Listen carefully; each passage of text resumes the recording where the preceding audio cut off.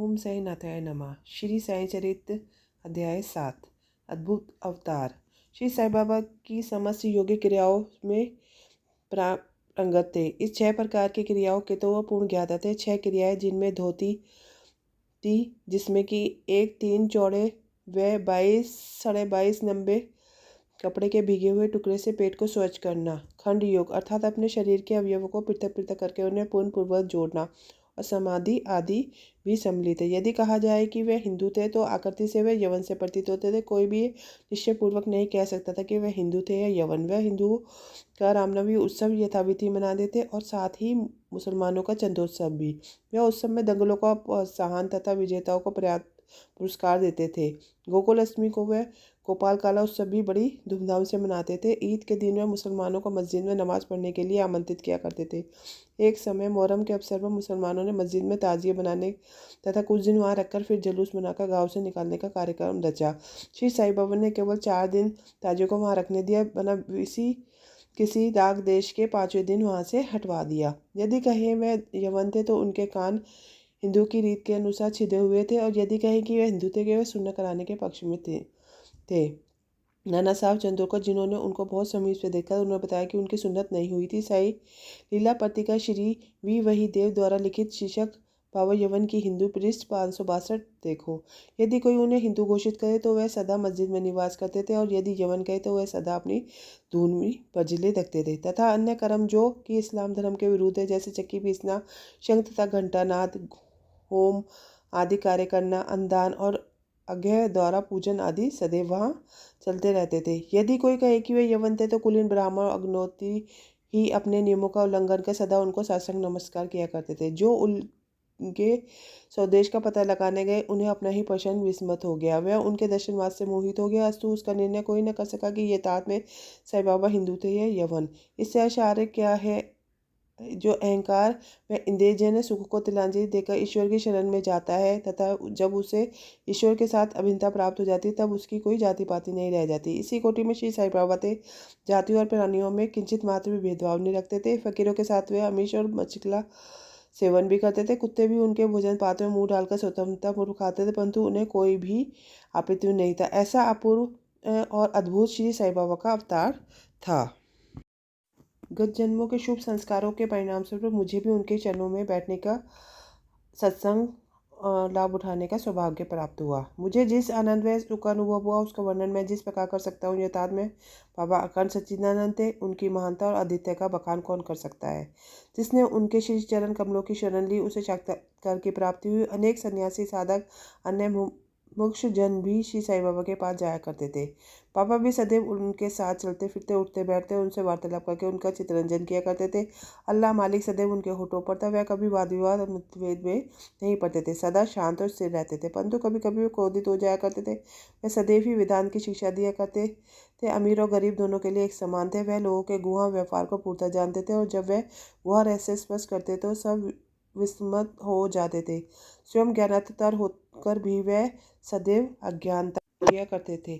उन्हें आदर सत्कार से सदैव अरुचि थी। इस प्रकार का श्री साई बाबा का विशिष्टता थे तो वो शरीरधारी, परंतु कर्मों से इनकी ईश्वरता स्पष्ट झलकती थी। शिरडी के सकल नर नारी उन्हें परब्रह्मा भी मानते थे। विशेष श्री साई बाबा के अतरंग भक्त महालसापति, जो कि बाबा के साथ मस्जिद तथा चावड़ी में शयन करते थे, उन्हें बतलाया कि मेरा जन्म पार्थी के एक ब्राह्मण परिवार में हुआ था। मेरे माता पिता ने मुझे बाल्यावस्था में एक फकीर को सौंप दिया था। जब ये चर्चा चल रही थी, तभी पाथर्डी से कुछ लोग वहाँ आए तथा बाबा ने उसे कुछ लोगों के संबंध में पूछताछ भी की। श्रीमती काशीबाई कानेटकर, पूना की एक प्रसिद्ध विदुषी महिला ने साई बाबा पत्रिका भाग 2 सन 1934 के पृष्ठ 79 पर अनुभव नंबर 5 में प्रकाशित किया है कि बाबा के चमत्कारों को सुनकर हम लोग अपनी ब्रह्मवादी समता की पद्धति के अनुसार विवेचन कर रहे थे। विवाद का विषय था श्री साई बाबा ब्रह्मवादी है वानमार्गी। कालांतर में जब मैं शिरडी को गई, मुझे इस संबंध में अनेक विचार आ रहे थे। जैसे ही मैंने मस्जिद की सीढ़ियों पर पैर रखा कि बाबा उठकर सामने आ गए और अपने हाथ देकर मेरी ओर बढ़ते हुए क्रोधित हो बोले, यह ब्राह्मण है, शुद्ध ब्राह्मण, इसे बामार्ग से क्या प्रयोजन। यहाँ कोई भी यवन प्रवेश करके कोई दुस्साहस नहीं कर सकता और न ही वह करे। पुनः अपने हृदय की ओर इंगित करते हुए बोले, यह ब्राह्मण लाखों मनुष्य का पथ प्रदर्शन कर सकता है और उनके अप्राप्य वस्तु की प्राप्ति करा सकता है। यह ब्राह्मण की मस्जिद है, मैं यहाँ किसी वानमर्ग की छाया भी नहीं पढ़ने दूंगा। अब बात करते हैं बाबा की प्रकृति की। मैं मूर्ख हूँ जो श्री साईं बाबा की अद्भुत लीलाओं का वर्णन नहीं कर सकता। शिरडी के प्राय समस्त मंदिरों को उन्हें जीर्णोद्धार किया श्री तात्या पटेल के द्वारा शनि, गणपति, शंकर पार्वती, ग्राम्य देवता और हनुमान जी आदि के मंदिर ठीक करवाए। उनका दान भी विलक्षण था। दक्षिणा के रूप में जो धन एकत्रित होता था उनमें से वह किसी को 20 रुपये, किसी को 15 रुपये या किसी को 50 रुपये इसी प्रकार प्रतिदिन व्यवस्थापूर्वक वितरण कर देते थे। प्राप्तिकर्ता उन्हें शुद्ध दान समझता था। बाबा की वे सदैव यही इच्छा थी कि उसका उपयुक्त रीति से व्यय किया जाए।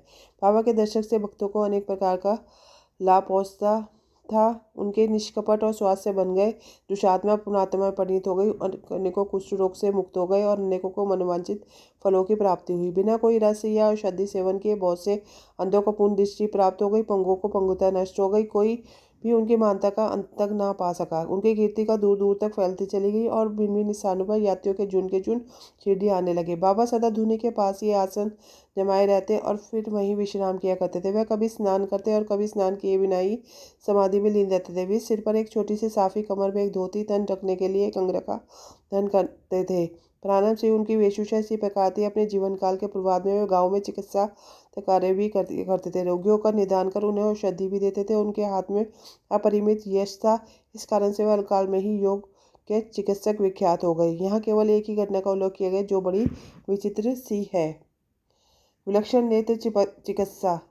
एक भक्त की आंखें बहुत लाल हो गई थी। उन पर सूजन भी आ गई थी। शिरडी सरी के छोटे ग्राम में डॉक्टर कहाँ था। भक्त करने रोगी को प्राय के समक्ष उपलब्ध सिद्ध किया। इस प्रकार की पीड़ा में डॉक्टर प्राय लेप, मरहम, अंजन, गाय का दूध तथा कुपुरियों की औषधियों को प्रयोग में लाते हैं।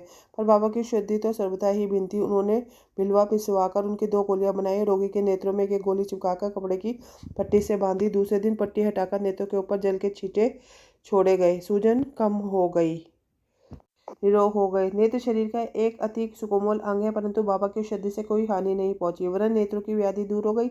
इस प्रकार अनेक रोगी निरोग हो गए। यह घटना तो केवल उदाहरण स्वरूप ही यहाँ लिखी गई है। बात करते हैं यौगिक क्रियाएं की। भावों को समस्त यौगिक प्रयोग और क्रियाएं ज्ञात, उनमें से केवल 2 का ही उल्लेख यहाँ किया जाता है। धोती क्रिया, आते शौच करने की क्रिया। प्रति तीसरे दिन बाबा मस्जिद से पर्याप्त दूरी पर एक वट वृक्ष के नीचे किया करते थे। एक अवसर पर लोगों ने देखा, उन्होंने अपनी हाथों को उधर के बाहर निकालकर उन्हें चारों ओर शौच किया और वृक्ष पर सूखने के लिए रख दिया। शिरडी में इस घटना की पुष्टि करने वाले लोग अभी भी जीवित हैं। उन्होंने इस सत्य की अपेक्षा भी की थी। साधारण धोती क्रिया में 3 इंच चौड़े व 22.5 फुट लंबे गीले कपड़े के टुकड़े से की जाती है। इस कपड़े को मुंह के द्वारा उदर में उतार लिया जाता है तथा इसमें लगभग आधे घंटे तक रखते हैं ताकि उसका पूरा प्रभाव हो जाए। तत्पश्चात उसे बाहर निकाल लेते हैं। और पर बाबा की तो ये धोती क्रिया सर्वथा विचित्र और असाधारण नहीं थी। खंडी योग। एक समय बाबा ने अपने शरीर के अवयव पीते पीते कर मस्जिद के भिन्न भिन्न स्थानों में बिखेर दिए। अकस्मात उसी दिन एक महाशय मस्जिद में पधारे और पंगों को इस प्रकार यहाँ बिखरा देखकर भयभीत हो गए। पहले उनकी छवि लौटकर ग्राम अधिकारी के पास इसकी सूचना दे देनी चाहिए। लगता है किसी ने पाव का खून कर उनके टुकड़े कर दिए हैं, परंतु सूचना देने वाले ही पहले पकड़े जाता है। ये सोचकर वे मौन रहे। दूसरे दिन जब वे मस्जिद में गए तो बाबा को पूर्ववत मस्त पुष्ट और स्वस्थ देखकर उन्हें बड़ा विस्मय हुआ। उन्हें लगा कि पिछले दिन जो दृश्य देखा था कहीं वे सपन तो नहीं था। बाबा बाल्यकाल से योगिक क्रियाएं किया करते थे। उन्हें जो अवस्था प्राप्त हो चुकी उनका सत्य ज्ञान किसी को भी नहीं था। चिकित्सा के नाम से उन्होंने कभी भी किसी एक को एक पैसा भी स्वीकार नहीं किया। उनमें उत्तम लौकिक गुणों के कारण उनकी कीर्ति दूर दूर तक फैल चुकी थी। उन्होंने अनेक निर्धनों को और रोगियों को स्वास्थ्य प्रदान किया। इस प्रसिद्ध डॉक्टर के मसीहों के मसीहा ने कभी अपने स्वास्थ्य की चिंता न कर अनेक विघ्नों का सामना किया। स्वयं असहनीय वेदना और कष्ट सहन कर सदैव दूसरों की भलाई और उन्हें विपत्तियों में सहायता पहुँचाई। वह सदाई पर कल्याणार्थ चिंतित रहते थे। ऐसी घटना नीचे लिखी जाती है जो कि सर्वव्यापक तथा महान दयालुता की घोतक है। बाबा की सर्वव्यापकता और दयालुता। 10 में बाबा दीपावली के शुभ अवसर पर धूनी के समीप बैठे हुए थे। अग्नि ताप रहे थे तथा साथ ही धूनी में लकड़ी भी डालते जा रहे थे। धूनी प्रचंडता से प्रज्वलित थी। कुछ समय पश्चात उन्होंने लकड़ी डालने के बदले अपना हाथ धूनी में डाल दिया। हाथ बुरी तरह झुलस गया। नौकर माधव और माधवराव देशपांडे ने बाबा की धूनी में से हाथ डालते देखकर तुरंत दौड़कर उन्हें बलपूर्वक पीछे खींच लिया। माधवराव ने बाबा से कहा, देवा अपने ऐसा क्यों किया? बाबा सावधान होकर कहने लगे, यहाँ से कुछ दूरी पर लुहारिन जब भट्टी में जौकरी थी तभी उसके पति ने बुलाया। कमर से बंधे शिशु का ध्यान छोड़ वह शीघ्रता से वहां दौड़ कर आगे वह शिशु फिसलकर भट्टी में गिर पड़ा। मैंने तुरंत भट्टी में हाथ डालकर शिशु के प्राण बचाए। मुझे अपना हाथ जलने का कोई दुख नहीं है, परंतु मुझे हर्ष है कि एक मासूम शिशु के प्राण बचा लिए। अब बात करते हैं कुष्ठ रोगी की सेवा। माघाराव देशपांडे के द्वारा बाबा का हाथ जल जाने का समाचार पाकर श्री नाना साहब चंदोरकर बम्बई के पशुपति से डॉक्टर के परमानंद के साथ दवाइयाँ लेप तथा पट्टियाँ आदि लेकर शीघ्रता से शिरडी को आए। उन्होंने बाबा से डॉक्टर परमानंद को हाथ की परीक्षा करने और जले हुए स्थान में दवा लगाने की अनुमति मांगी। यह प्रार्थना स्वीकृत हो गई। हाथ जलने जाने के पश्चात एक कुष्ठ पीड़ित भक्त भगोजी सिंधिया उनके हाथ पर सदैव पट्टी बांधते थे। उनका कार्य प्रतिदिन जले हुए स्थान पर घी मलना और उसके पर एक पत्ता रखकर पट्टियों से पूर्ववत कसकर बांध देना। घाव शीघ्र भर जाए, इसके लिए नाना साहब चंदोरकर को पट्टी छोड़ने तथा डॉक्टर परमानंद से जांच व चिकित्सा कराने का बाबा से बारंबार अनुरोध किया। यहाँ तक कि डॉक्टर परमानंद ने भी अनेक बार प्रार्थना की, परंतु बाबा ने ये कहते हुए टाल दिया, केवल अल्लाह ही मेरा डॉक्टर है। उन्होंने हाथ की परीक्षा करवाना अस्वीकार कर दिया। डॉक्टर परमानंद की दवाइयाँ शिरडी के वायुमंडल में न घुल सकी और ना उनका उपयोग भी हो सका। फिर भी डॉक्टर साहब की अनुमति मिल गई। कुछ दिनों बाद जब गाँव भर गया तब सब भक्त सुखी हो गए, परंतु यह किसी को नहीं ज्ञात हो सका कुछ पीड़ा अवशेष भी रह गई है या नहीं। प्रतिदिन प्रातःकाल में वही क्रम घर से हाथ का मर्दन और पुन कसकर पट्टी बांधना श्री साईं बाबा का समाधि पर्यंत यह कार्य इसी प्रकार चलता रहा। श्री साईं बाबा सदस्य पूर्ण सिद्ध का कोई यथार्थ में इस चिकित्सा की कोई आवश्यकता नहीं थी, परंतु भक्तों में प्रेमवश उन्होंने भागोजी को यह सेवा उपासना निर्विघ्न स्वीकार की। यह बाबा लैंडी को जाते तो भागोजी छाता लेकर उनके साथ ही जाते थे। प्रतिदिन प्रातःकाल जब बाबा धुनी के पास आसन विराजते तब भागोजी वहां पहले से ही उपस्थित रहकर अपना कार्य प्रारंभ कर देते थे। भागोजी ने पिछले जन्म में अनेक पाप कर्म किए थे, इस कारण कुष्ठ रोग से पीड़ित थे। उनकी उंगलियां गल चुकी थी, शरीर पाप पीप से भरा हुआ था जिसमें दुर्गंध भी आती थी। यद्यपि बाह्य दृष्टि से वह दुर्भाग्य प्रतीत होते, परंतु बाबा का प्रधान सेवक होने के नाते यथार्थ में वह अधिक भाग्यशाली तथा सुखी थे। उन्हें बाबा के सानिध्य का परिपूर्ण लाभ प्राप्त हुआ। अब बात करते हैं बालक खापड़े की को प्लेग। आज मैं बाबा की एक दूसरी अद्भुत लीला का वर्णन करूंगा। श्रीमती खापड़े। अमरावती के श्री दादा साहब खापड़े की धर्मपति अपने छोटे पुत्र के साथ कई दिनों तक शिरडी में रही।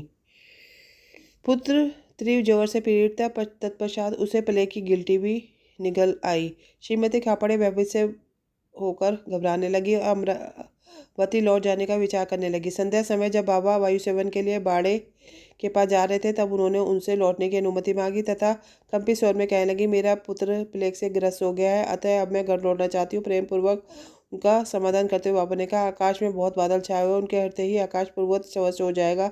ऐसा कहते हुए उन्होंने कमर तक अपनी कफनी उठाई और वहां उपलब्ध सभी लोगों को 4 अंडों के बराबर गिल्टियां दिखाकर कहा, देखो मुझे अपने भक्तों के लिए कितना कष्ट उठाना पड़ता है, उनके कष्ट मेरे हैं। यह विचित्र असाधारण लीला को देखकर लोगों को विश्वास हो गया कि संतों को अपने भक्तों के लिए किस प्रकार कष्ट सहन करने पड़ते हैं। संतों का हृदय मोम से भी नरम, अंतर्बाह मक्खन जैसा कोमल होता है। वह आकारण ही भक्तों से प्रेम करते हैं और उन्हें अपना निजी संबंधी समझते हैं। अब बात करते हैं पंढरपुर गमन और निवास की। बाबा अपने भक्तों से कितना प्रेम करते थे और किस प्रकार उनका समस्त इच्छाओं तथा समाचार को पहले से जान लेते थे, इसका वर्णन यह अध्याय में समाप्त करूंगा। बात करते हुए नाना साहब चंदोरकर बाबा के परम भक्त थे। वह खानदेश में नंदुरबार के मामलतदार थे। उनका पंढरपुर को स्थानांतरण हो गया और श्री साईं बाबा की भक्ति उन्हें सफल हो गई, क्योंकि उन्हें पंढरपुर में जो भूवकेंद्र पृथ्वी का स्वर्ग सदस्य ही माना जाता है उसमें रहने का अवसर प्राप्त हो गया था। नाना साहब के शीघ्र ही कार्यभार संभालना था, इसलिए वह किसी के पूर्व या सूचना दिए बिना ही शीघ्रता से शिरडी को रवाना हो गए। वह अपने पंढरपुर में अचानक ही पहुंचकर अपने विठोबा को नमस्कार कर फिर आगे प्रस्थान करना चाहते थे। नाना साहब के आगमन को किसी को सूचना नहीं थी, परंतु बाबा से क्या छिपाता, वह तो सर्वज्ञ थे। जैसे ही नाना साहब नीमगांव पहुंचे, जो कि शिरडी से कुछ ही दूरी पर था, बाबा पास बैठे हुए महासापति अप्पा शिरंदे और काशीराम से वार्तालाप कर रहे थे। उसी समय मस्जिद में स्तब्धता छा गई और बाबा ने अचानक ही कहा, चलो चारों मिलकर भजन करें। पंढरपुर के द्वार खुले हुए, यह भजन पैरपूर्वक गावे। पंढरपुर जाए छे त्रिवंत मंजिला राय छे, तिथेच मंजिला राय छे, घर थे माईचा राय छे। सब मिलकर गाने लगे। भावार्थ, मुझे पंढरपुर जाकर वहीं रहना है, क्योंकि वह मेरे स्वामी ईश्वर का घर है। बाबा गाते जाते और दोहराते जाते थे। कुछ समय में नाना साहब सकुटुम्ब पहुंचकर बाबा को प्रणाम किया। उन्होंने बाबा से पंढरपुर को साथ पधारने तथा निवास करने की निवास करने की प्रार्थना की। पाठकों, अब इस प्रार्थना की आवश्यकता ही कहाँ थी। भक्तगण ने नाना साहब को बतलाया कि बाबा पंढरपुर निवास के भाव से पहले से ही है। यह सुनकर नाना साहब द्रवित होकर श्री चरणों पर गिर पड़े और बाबा की आज्ञा उदित आशीर्वाद प्राप्त कर हेठ पंढरपुर के रवाना हो गए। बाबा की कथाएं अनंत अन्य विषय जैसे मानव जन्म का महत्व, बाबा का भिक्षावृत्ति और निर्वाह, वाजपेयी की सेवा तथा अन्य कथाओं को अगले अध्याय के लिए शेष रखकर अब मुझे यह विश्राम करना चाहिए। इसी के साथ 7वां अध्याय पूर्ण होता है। श्री सद्गुरु साईनाथाय परमस्तु। शुभ भवतु। ओम साईनाथाय नमः। साई नारायण नारायण, हरि हरि। आपका दिन शुभ हो।